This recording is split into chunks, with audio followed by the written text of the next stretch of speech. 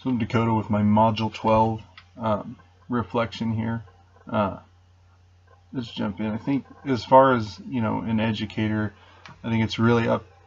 to the educator to guide the students, in appropriate use of the internet, with the increased likelihood that you'd be teaching in a class that was centered around the internet.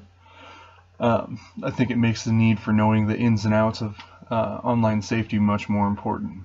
I felt like the acceptable use policy would be a pretty good tool to kind of, keep the students on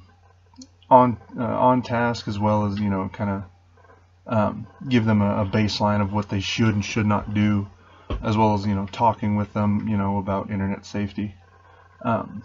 For me, I think adding, some sort of an online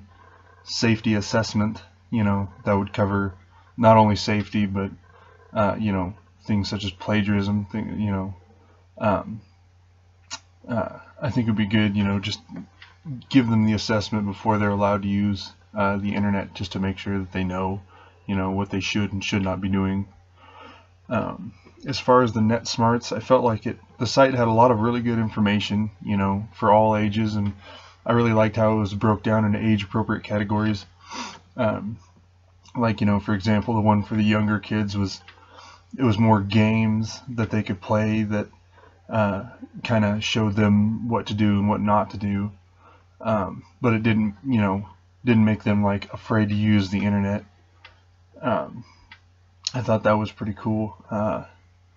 Felt that the digital citizen training program really just had a lot of information that I kind of already knew, and I feel like it would be better suited to use to give the students a better understanding of online safety and what to do and what not to do online. As far as from the article, the major points I thought were, that cyberbullying is not really easy to recognize, as well as what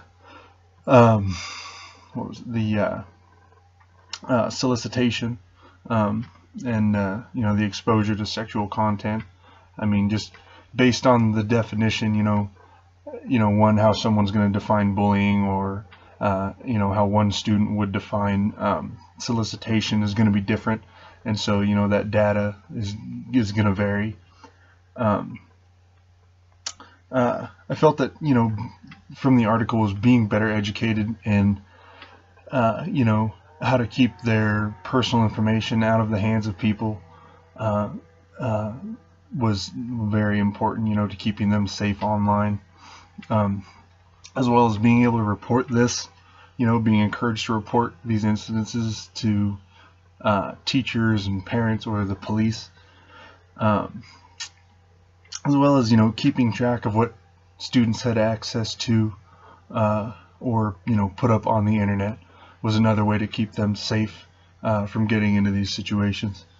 The biggest point that I thought that was made as far as prevention was that the parents be able to talk with their children about internet safety and how to respond to those situations if they come across them properly, with reporting, and if they're being bullied, not letting in to the bully or anything like that.